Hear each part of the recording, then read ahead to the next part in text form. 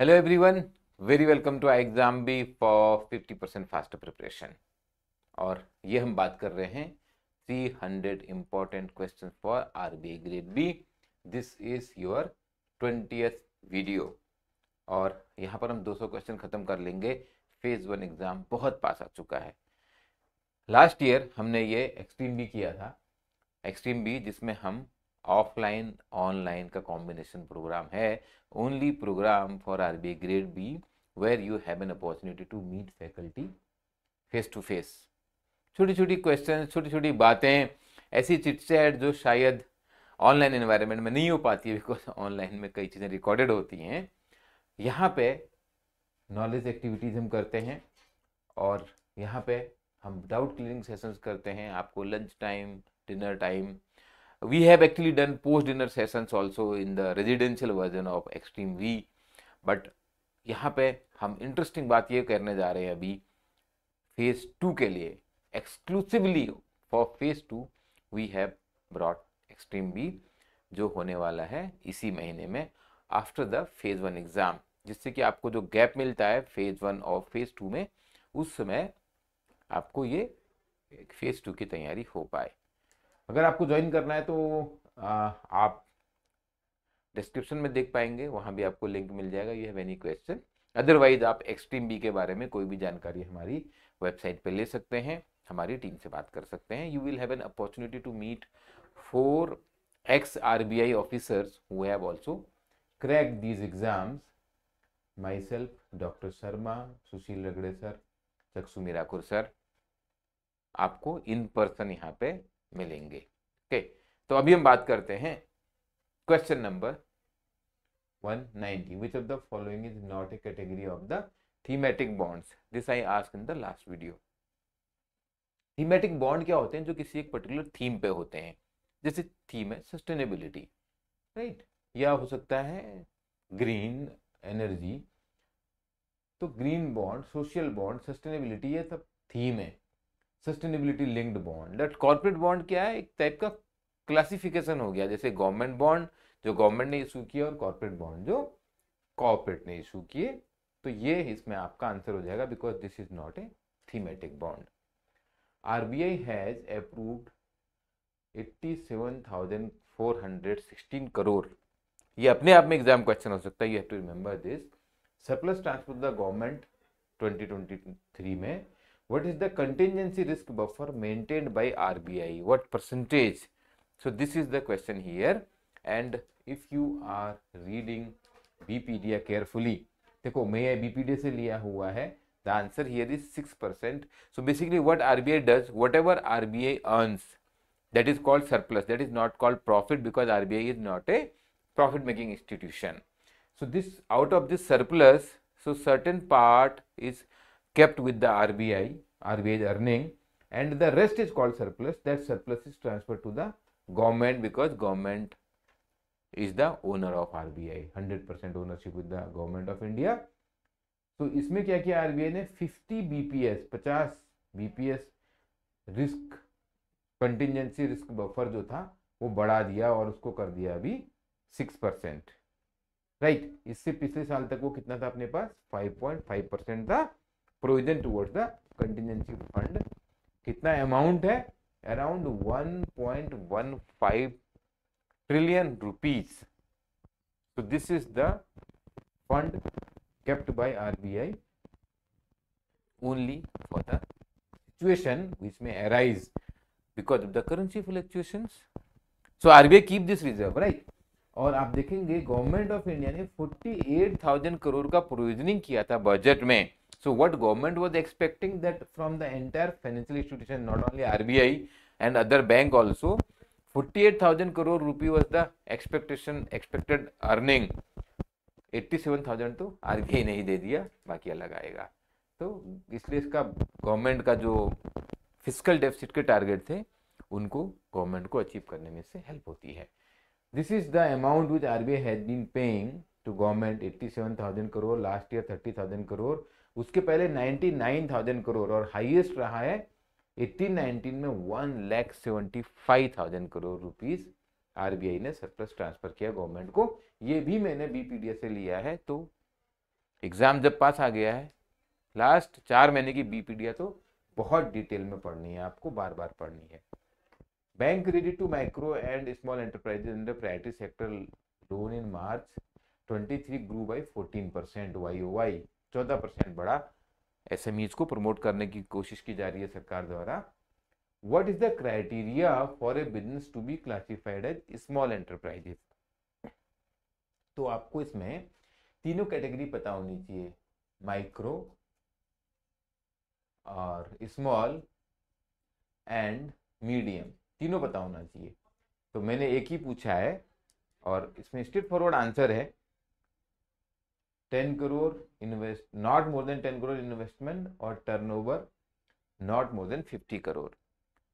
Investment जैसे कोई factory आप लगा रहे हैं, कोई भी सेटअप लगा रहे हैं, तो उसमें 10 करोड़ से ऊपर का इन्वेस्टमेंट नहीं है तो वो स्मॉल कहलाएगा। और टर्नओवर मतलब जो बिजनेस है, जो सेल्स है, अगर कोई जो भी मटेरियल बनाते हैं, कोई कपड़ा बनाने वाली फैक्ट्री है, जूता बनाने वाली फैक्ट्री है, तो उसका टर्नओवर जो सेल्स है वो सेल्स टर्नओवर 50 करोड़ से ऊपर नहीं है तो वो स्मॉल कहलाएगा। 1 करोड़ तक का इन्वेस्टमेंट है, अगेन बीपीडीया। सी बीपीडीया में not only this is a news item, जो मैंने क्वेश्चन पूछा, ये न्यूज आइटम पर भी क्वेश्चन पूछा जा सकता है कि लास्ट ईयर एमएसएमई में कितना ग्रोथ आया, क्रेडिट में 14% आया, राइट। बट एडिशनल इन्फॉर्मेशन जो लर्न अलोंग हम आपको देते हैं, these are very very important for exam like RBI grade B. 1 crore और 5 करोड़, 1 करोड़ इन्वेस्टमेंट, 5 करोड़ टर्नओवर, तो उससे नीचे है तो कहलाएगा माइक्रो। स्मॉल हो गया 10 और 50, जो भी बोल दिया मैंने। अब 50, not more than 50 and not more then 250 crore है तो वो कहलाएगी मीडियम एंटरप्राइज। ये आपको जरूर याद रखना चाहिए, बहुत ही इंपॉर्टेंट है ये। मार्क प्राइस, ये क्या गया था, ये इंपॉर्टेंट है सबसे ज्यादा, क्योंकि फेज 1 में ना मैं लिख देता हूँ, बार बार लिखता हूँ, बोलता रहता हूँ, मैं कितने सारे वीडियो में बोल चुका हूँ। ये क्वांट रीजनिंग इंग्लिश, इसमें ही आपने गड़बड़ करनी है। क्यूआरई में आपने, बार बार बता रहा हूँ, ये गड़बड़ करनी है एग्जाम में, आपसे क्यूआरई होना नहीं है। तो क्वांट का क्वेश्चन कर लेते हैं। तो एक आर्टिकल का प्राइस है 1.5 times of the cost price. मैं पूरा लिखूंगा नहीं, कॉस्ट प्राइस अगर x है तो ये कितना हो गया 1.45x, फटाफट आना चाहिए, तो मैं लिखता भी नहीं, ये तो मैं दिमाग में सॉल्व कर दूंगा ऐसे ही। सेलिंग प्राइस 1500 है, find the discount percentage if the profit percentage is 25। तो ये x अगर 100 है, तो ये अगर ये 100 है, अगर उसका कॉस्ट प्राइस, तो ये मार्क प्राइस कितना हो गया 145। अब वो क्या बोल रहा है, 145 पे कुछ डिस्काउंट देके 125 रुपीज में सेल किया, तो कितना डिस्काउंट हुआ ये। सेलिंग प्राइस क्या है, इससे कोई फर्क नहीं पड़ता है, फालतू की इंफॉर्मेशन है। तो बहुत ही आसान है, 20 रुपीज का डिस्काउंट दिया, 20 रुपीज का discount over A mark price of 145 rupees, 20 divide by 145 is the answer. और अगर आप नहीं भी कैलकुलेट करोगे ना, ऑप्शन में इतना डिस्टेंस है, तो ये 20 के इतने पास तो हो नहीं सकता, आधा भी नहीं हो सकता, तो आंसर आपका कैलकुलेट भी करने की जरूरत नहीं है। देख रहे ना, 20 को 145 से डिवाइड करना है, जो मान लीजिए आप 150 के पास में है, तो आप ऐसे ही निकाल लोगे इसको। दिस इज वेरी इंपॉर्टेंट कि आप क्वांट में स्कोर करें, नहीं तो फेज 1 ही रुक जाएगा। फिर से एक क्वांट का सिंपल क्वेश्चन है, और ये भी कुछ बिना पेन चलाए होगा। Divya buys 2 article A and B at the same cost price P and then mark both article by 75% above their cost price। तो अगर वो 100 के थे तो उसने दोनों को कितना मार्क कर दिया 175 पे किया, है ना, 75% एवब किया। अगर आप मान लो एक का प्राइस 100 का, दूसरे का 200 था, तो उसको उसका 175 कितना हो गया 350 पर किया होगा। Then she sold article A at 268 rupees discount and article B at 20% discount. अब आपको एक तो प्राइस तो बताया नहीं है किसी ने, तो मैंने ऐसे ही अज्यूम कर लिया। अगर आपको इसको मानना है 1000 रुपया, और इसको ऐसे भी लिख सकते हैं, राइट। तो पॉइंट क्या है यहाँ पे कहने का, कि आपको यहाँ पर बोला, आपको आर्टिकल ए में डिस्काउंट किया आपको 268 का, और आर्टिकल बी में 20%। Which of the following statement is definitely correct? The profit earned by selling article B is greater than article A. How do you know? एक में परसेंटेज दे दिया, एक में एब्सोल्यूट अमाउंट दे दिया. अब परसेंटेज 20% डिस्काउंट आपने बोला, अगर वो आइटम प्राइस था 2 लाख रुपए का तो कैसे मालूम पड़ेगा? You don't know. Discount percentage given on article A is more than article B. अब यहाँ पर आपने आर्टिकल में कुछ डिस्काउंट दिया है, आपको 268 बोला है, डिस्काउंट दिया है. अब ये आर्टिकल है कितने रुपए का, ये बहुत मैटर करता है. ये 400 रुपए का है तो डिस्काउंट परसेंटेज बहुत हाई हो जाएगा. ये 4 लाख रुपए का है और 268 रुपीज डिस्काउंट दिया तो परसेंटेज बहुत कम होगा. तो आप नहीं डिटरमाइन कर पाओगे इससे. See earn equal profit by selling both the article, ये भी नहीं, क्योंकि एक जगह परसेंटेज दिया, एक जगह एब्सोल्यूट नंबर दिया है. ठीक है, none of the above is the answer there. Which is the first bank to move Mauritius fund to GIFT City in Gandhinagar?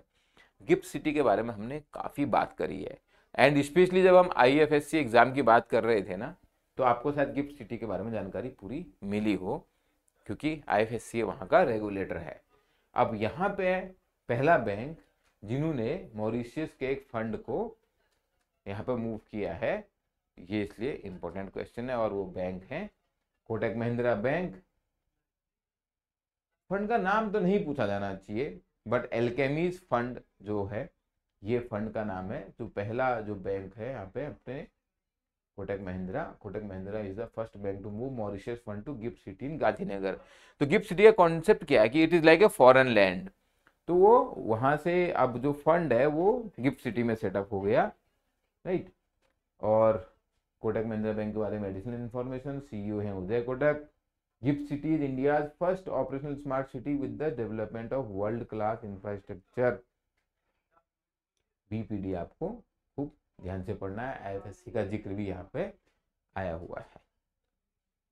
Which is correct about twin balance sheet problem? अब twin balance sheet problem करीब 10 साल पहले बहुत जिक्र हो रहा था इसका, या 6-7 साल पहले. मैं आज क्यों पूछ रहा हूँ? क्योंकि जिक्र मैंने नहीं किया है. अच्छा, है क्या ट्विन बैलेंस शीट प्रॉब्लम? कौन सी दो बैलेंस शीट है जिनकी प्रॉब्लम है ना? ये तो ट्विन बैलेंस शीट प्रॉब्लम है, तो दो बैलेंस शीट है. कौन सी दो? Fiscal policy, monetary policy, balance of payment external internal, financial health of banks and corporate. Confusion है अच्छा खासा जो अपने ऑप्शन है. तो इसका जिक्र मैं इसलिए लेके आया क्योंकि फाइनेंस मिनिस्टर का जिक्र लेके आई. Economy has moved from twin balance sheet problem, banks now profitable. See in fact said now there is a twin balance sheet advantage. अगर एग्जाम में ये पूछ लिया when FM was making this statement, तो what is this twin balance sheet advantage? तो twin balance sheet advantage मतलब जब twin balance sheet की प्रॉब्लम की बात करी थी इकोनॉमिक सर्वे में, तो उसमें ये पॉइंट आया था, एक और बैंकों की बैलेंस शीट खराब है और एक और कॉर्पोरेट्स की बैलेंस शीट खराब है. कॉर्पोरेट मतलब बिजनेसेस. अब बैंक तो बिजनेस को ही लोन देते हैं, अगर बिजनेस भी कमजोर हो गए हैं, बैंक भी कमजोर हो गए, तो ये इकोनॉमी के लिए बहुत बड़ी प्रॉब्लम है. तो यहाँ पर ये आंसर हो गया. तो ट्विन बैलेंस शीट प्रॉब्लम क्या है? बैंक भी वीक, उनकी बैलेंस शीट भी वीक, और कॉर्पोरेट जहां वो लोन देते हैं उनकी बैलेंस शीट भी वीक. बहुत बहुत ही इंपॉर्टेंट क्वेश्चन है ये, इंटरेस्टिंग भी है, और FM ने अभी जिक्र किया. अगला प्रश्न है, which is of the following is correct about one person company in India? आपने शायद पढ़ लिया हो कि अभी काफी टाइम हो गया, मतलब इसको 1 पर्सन कंपनी अलाउड है. एक आदमी भी कंपनी बना सकता है, अकेले डायरेक्टर हो सकता है. वो पहले 2 हुआ करते थे. There is only 1 person as shareholder of the company. Obviously, these companies get all the benefits of a private company, such as access to credit, legal protection. सब है इसमें. जी हाँ, the person and her company are considered as separate legal entity. ये बहुत बड़ा interesting point है, और ये भी सही है. सपोज मैं एक कंपनी बनाता हूँ और उसका नाम है चंद्र Prakash Joshi limited, private limited. नाम अलाउ कर देगा मुझे लगता है, जहाँ तक ROC है. तो वो कंपनी अलग है और मैं अलग. अगर वो कंपनी ने कहीं से लोन लिया सपोज, तो वो कंपनी का लोन हुआ, मेरा पर्सनल नहीं हुआ, तो company is a separate legal entity. और इस केस में भी उसको जो जो उसका प्रमोटर है, सिंगल प्रमोटर है ना, 1 पर्सन कंपनी है, तो तीनों पॉइंट ठीक है, क्योंकि उसके प्रमोटर की लीगल एंटिटी अलग है और कंपनी जो, चाहे कंपनी का नाम सेम हो जाए, उसकी लीगल एंटिटी अलग है। The situation in which rate of inflation is decreasing over time while the inflation remains positive। अब आप समझ रहे हैं, इन्फ्लेशन निगेटिव नहीं हुआ है। इन्फ्लेशन निगेटिव, इन्फ्लेशन क्या है? इन्फ्लेशन है महंगाई में वृद्धि, है ना, महंगाई बढ़ रही है, यानी कि चीजों के दाम बढ़ रहे हैं। इन्फ्लेशन है चीजों के दाम बढ़ रहे हैं, चीजों के दाम बढ़ना इन्फ्लेशन है। तो एक है कि इन्फ्लेशन बढ़ता जा रहा है, पहले 2% था, 3% था, 5% था, इन्फ्लेशन बढ़ता जा रहा है। बट यहां पर सिचुएशन क्या है? Rate of inflation is decreasing, यानी कि पहले अगर इन्फ्लेशन की जो बढ़ने की रफ्तार थी वो 2 से 3 की ओर थी और 3 से 4 की ओर थी और 6 की ओर थी, अब वो 6 से 6.25, 6.5, 6.75, उसका रेट कम हो गया है। तो उस सिचुएशन को क्या कहते हैं? उस सिचुएशन को हम बोलते हैं disinflation। Rate of change in the inflation over time। Disinflation is the rate of change of inflation over time। The inflation rate is declining over time but it remains positive। यानी कि अब inflation जो है कम हो रहा है। Deflation is decrease in general price level through out the economy. Confusion इससे नहीं करना है, डिफ्लेशन से। तो डिफ्लेशन का मतलब हो गया निगेटिव इन्फ्लेशन, प्राइस गिर रहे हैं रादर। और डिसइन्फ्लेशन कहां पर है, जो हमने इसमें पूछा है, प्राइस नहीं गिर रहे हैं, इन्फ्लेशन 6% था, 5% हो गया। 5% मतलब समझ रहे क्या है कि अगर इस साल कोई वस्तु 100 रुपए की है तो अगले साल वो 105 रुपए की हो जाएगी। अगर 4% इन्फ्लेशन है तो अगले साल 104 रुपए की हो जाएगी। तो वस्तुओं के दाम में जो वृद्धि है वो कम हो गई है, बट रेट तो अभी भी बढ़ ही रहे हैं। उस सिचुएशन को हम बोलते हैं disinflation. According to United Nations report, global economic growth is projected to be -%। ये इंपॉर्टेंट डेटा है। IMF, world bank, United Nations, ये जो डेटा बोलते हैं, RBI and government of India कि क्या ग्रोथ रेट होगा, तो वो आपको याद होना चाहिए। सबको एक जगह पे लिख लीजिए चाहे तो। 2.3 मैंने BPDA से लिया है। इवन UN के बारे में भी आपको पता होना चाहिए, हेडक्वार्टर न्यूयॉर्क है, सेक्रेटरी जनरल यूनाइटेड नेशंस के, ठीक है। तो ये सारी चीजें आपको पता होनी चाहिए। और इवन 24 का प्रोजेक्शन जो है ग्रोथ रेट का है 2.5%, इस बार 2.3 है। Who regulates InvITs and REITs? बाकी तो अपन